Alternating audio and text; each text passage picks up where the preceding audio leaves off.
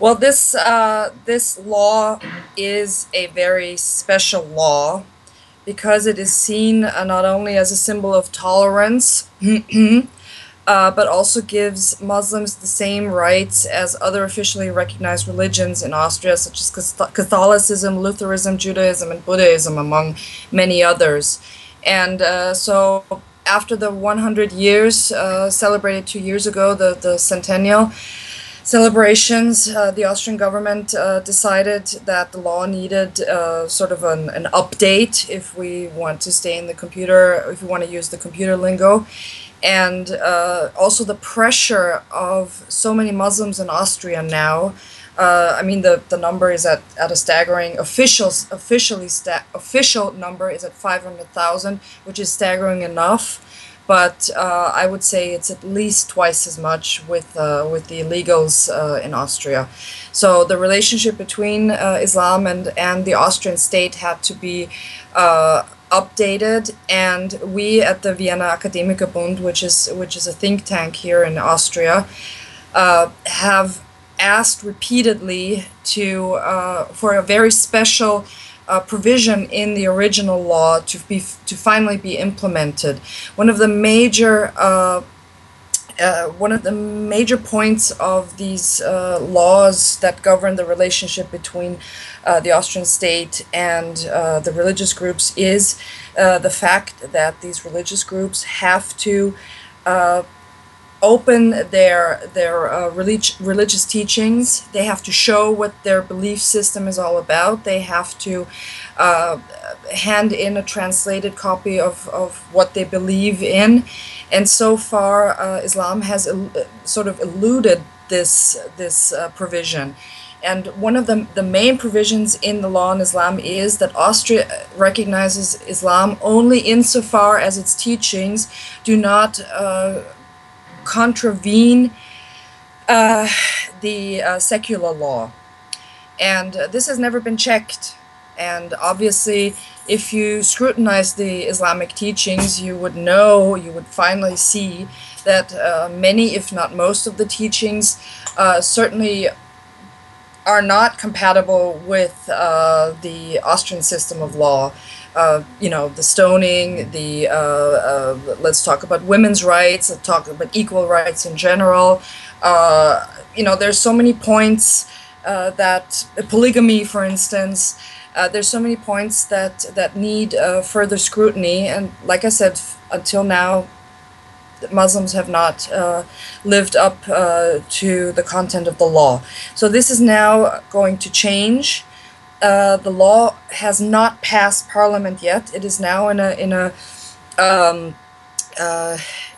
think 6-week phase of all the ministries have the right to look at the law. NGOs have the right to look at the law and suggest amendments. And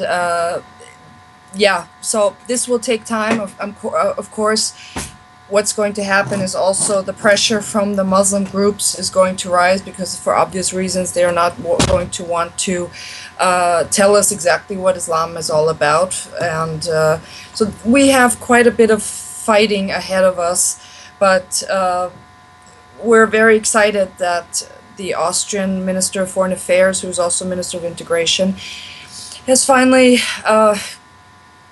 used our demands for his purposes, and we're very, very proud of this achievement, because we've been working on this for the better part of a decade now. I think what's going to happen now, and also thanks to, of course, ISIS and what is happening in the Middle East, authorities, religious authorities and state authorities will look at the teachings very, very closely. And of course, political parties such as the Freedom Party might be able to use this law to their advantage and keep asking the Islamic faith community in Austria for their opinions as to how what's going on with the Islamic State in the Middle East, and even more jihadis from Austria who are traveling to Iraq and Syria. How this all works together. I mean, if you have kindergartens, I mean, Did you know that we have 500 Islamic kindergartens in Vienna, just in the city of Vienna, with a population of not even 2 million? 500 kindergartens, most of which are apparently Salafi teaching kindergartens. I mean, this is this is unbelievable. So now the authorities will, of course, be able to take a close look at what is being taught in these not only kindergartens but also in schools, since the Austrian taxpayer pays for Islamic teachers. Now, finally, we will be able to ask, well, look, what does it say in the Quran? How can you actually teach jihad in schools and not expect young men and women to pack up and go to the Islamic State, which is actually exactly what it says in Islamic teachings, is the ideal of what a Muslim should live in. So we live in interesting times, especially now in Austria. Well, this is going to be interesting. I cannot tell you because we've never. This is uncharted waters. We don't know. We have no idea what's going to happen. We know that it's going to be a huge problem for the Islamic faith community, but this is going to be very interesting. It's never happened before, and it can even it can even happen that the Islamic faith community loses its special status. It says specifically in the law that if its teachings do not, if its teachings contradict Austrian law, that they might lose their status. So that's what I mean when I say we are in very interesting times. Okay, because we're going to keep asking. We can now finally pound them, because up until now, the Islamic faith community used the usual excuses when we as Austrian citizens ask questions. You got the wrong translation.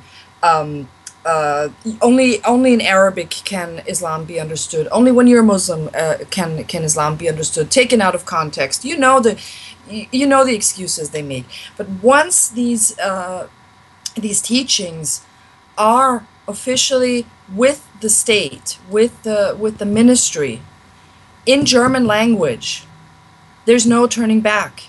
Okay, there's no turning back. But to answer your question again, I don't know. I really don't know. I don't think anybody really knows what's going to happen when we officially discover that the teachings aren't compatible.